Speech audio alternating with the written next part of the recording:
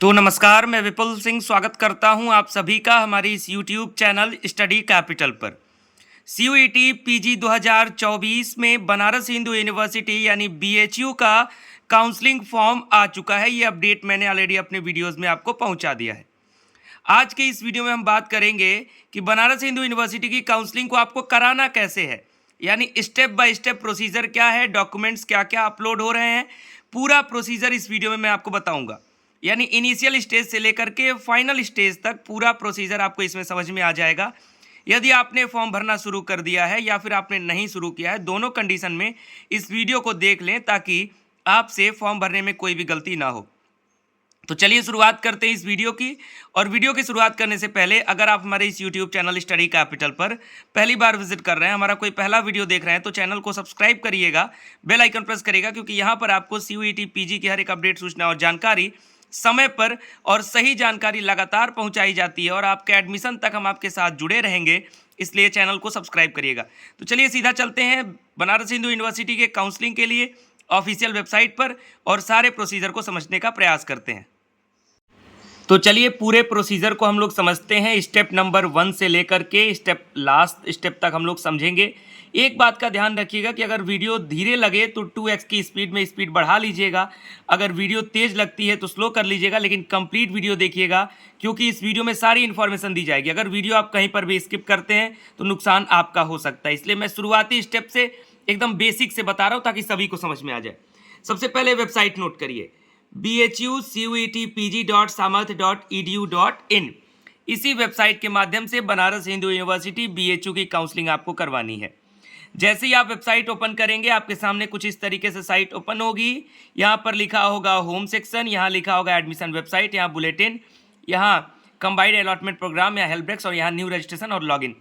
आप चाहे तो बुलेटिन ओपन करके देख सकते हैं। कुछ इस तरीके से बनारस हिंदू यूनिवर्सिटी की बुलेटिन आपको देखने को मिलेगी, जिसमें पूरी की पूरी डिटेल दी गई है एलिजिबिलिटी क्राइटेरिया वगैरह से संबंधित।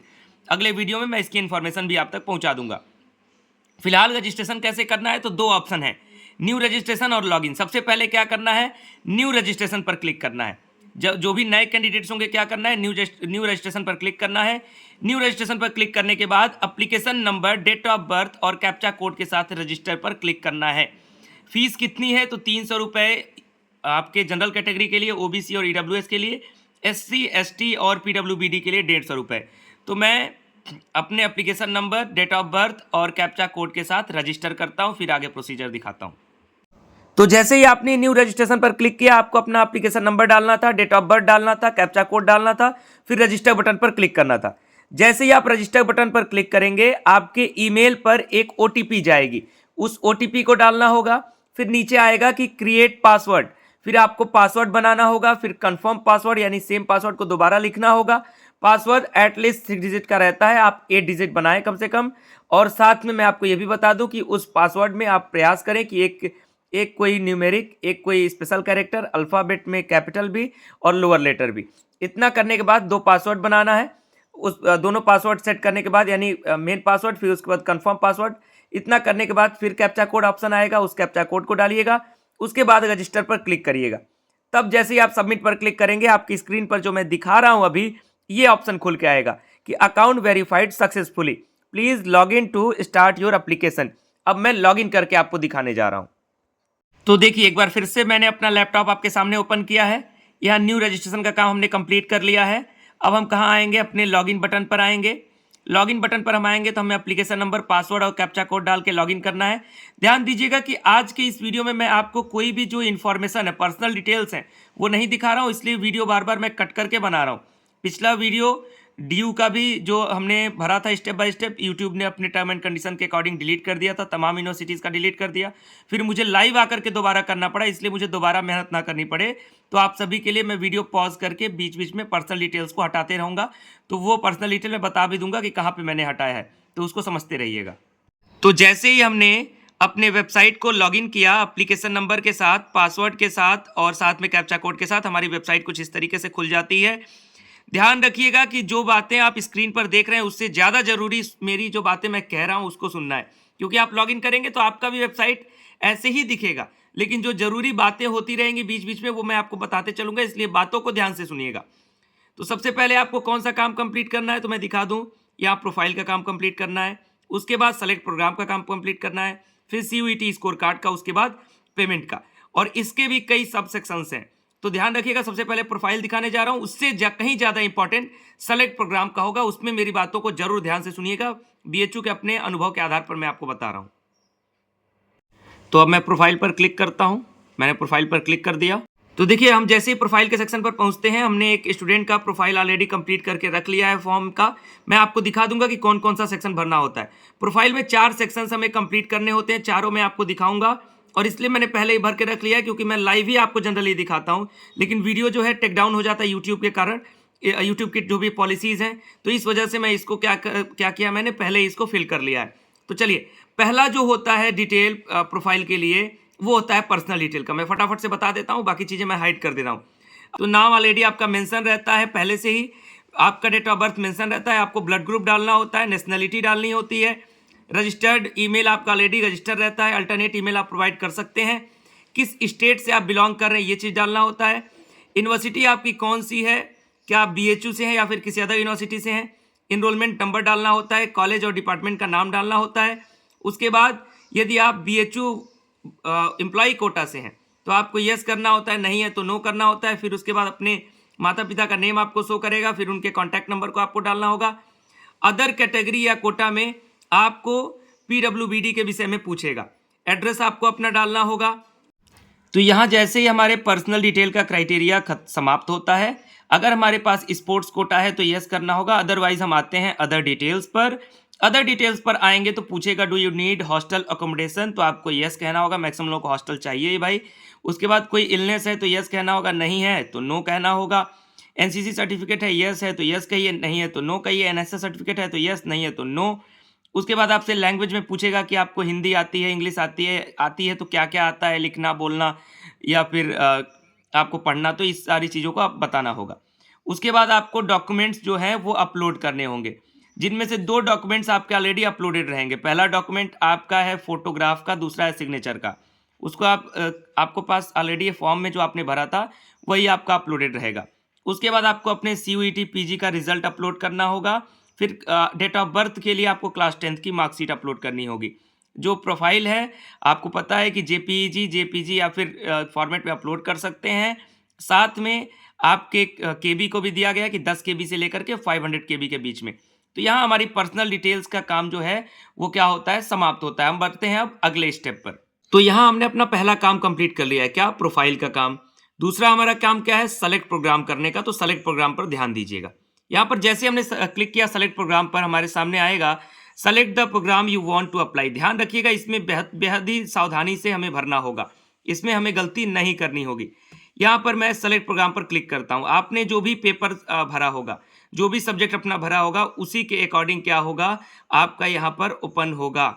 क्या ओपन होगा, तो कोर्सेज ओपन होंगे। जो आपने कोर्स भरा है, जैसे मान लीजिए इन्होंने क्या भरा होगा, इनका जो कोर्स ओपन हो रहा है, जिस भी स्टूडेंट का है ये, इन्होंने COQP 11 भरा, इसलिए COQP 11 के पेपर कोड के सब्जेक्ट्स खुल रहे हैं। आपने जो भी सब्जेक्ट भरा होगा, मान लीजिए इनका मैं मास्टर ऑफ लाइब्रेरी साइंस का मैं ओपन करता हूँ।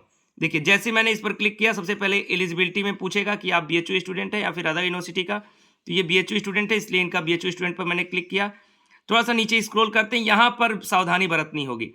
पूछा है डिपार्टमेंट ऑफ लाइब्रेरी साइंस और डिपार्टमेंट ऑफ लाइब्रेरी साइंस। यहाँ लिखा है रेगुलर सीट, यहाँ लिखा है पेड सीट। आपको सबसे पहले यहाँ रेगुलर सीट वाले पर क्लिक करना होगा। इसको क्या करना होगा, फर्स्ट प्रेफरेंस रख लेना होगा। इसको क्या करना होगा, सेकंड प्रेफरेंस रख लेना होगा। अब यहीं पर मेरी बातों को ध्यान से सुनिए। मैंने जैसा कि कहा कि मेरी बातों को सुनना ज़्यादा जरूरी है। जैसे इसमें लाइब्रेरी साइंस का था तो सिर्फ मेन कैंपस में इसकी सीटें हैं।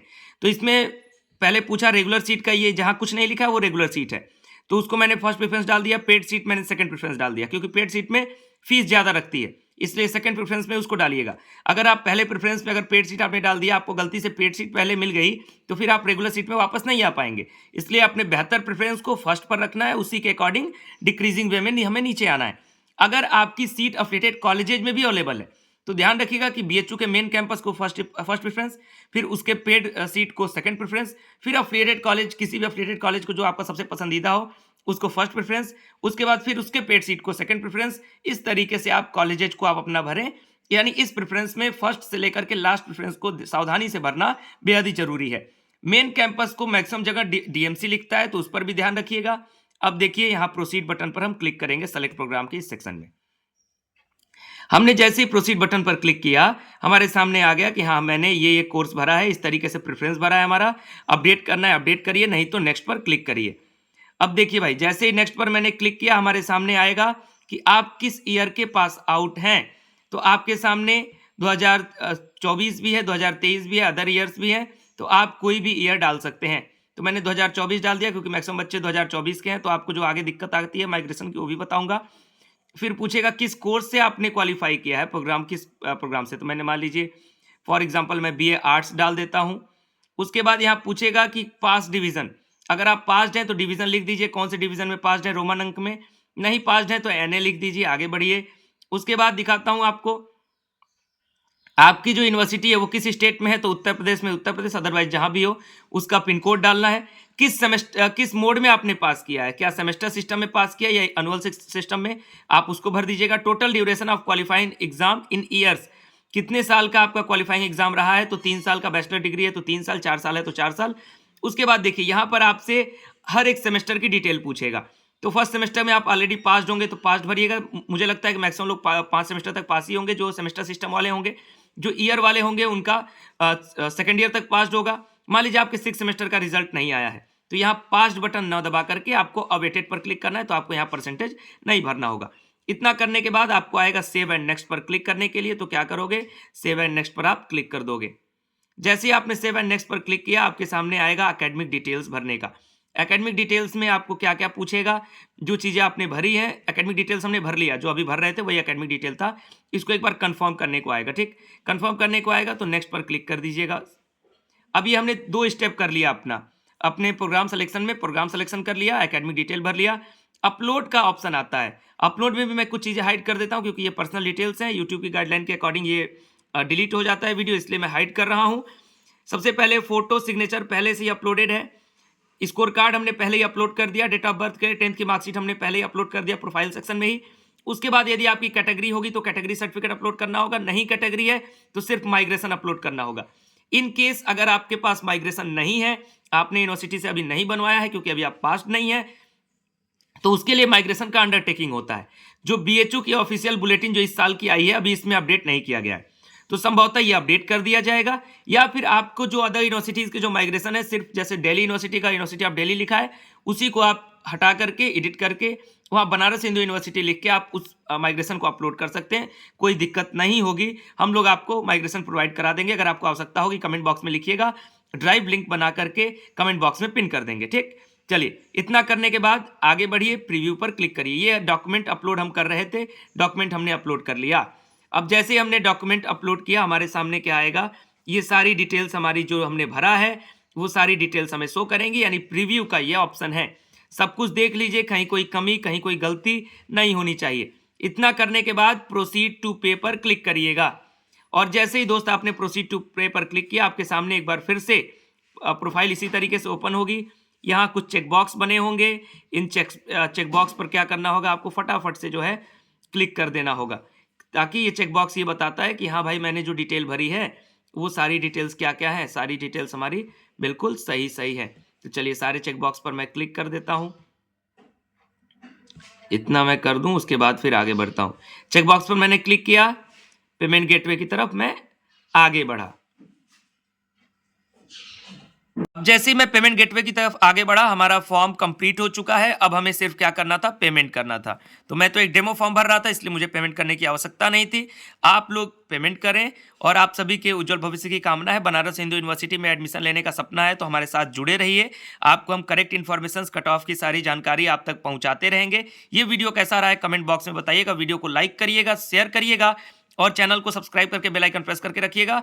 और कोई भी समस्या आ रही हो तो कमेंट बॉक्स में पूछते चलिएगा। फॉर्म को गलत मत भरिएगा, खास करके जो सेलेक्ट प्रोग्राम का सेक्शन है उसे बेहद ही सावधानी के साथ भरना होगा। प्रेफरेंस एंट्री को बेहद ही सावधानी के साथ भरना होगा, क्योंकि एक गलती से आपको मेन कैंपस की जगह अफिलिएटेड कॉलेज जाना पड़ सकता है। पिछले वर्षों में बहुत सारे स्टूडेंट्स के साथ ऐसा हुआ है, इसलिए सावधान रहें, सतर्क रहें। बहुत बहुत धन्यवाद, नमस्कार। वीडियो को लाइक करें, शेयर करें, थैंक यू।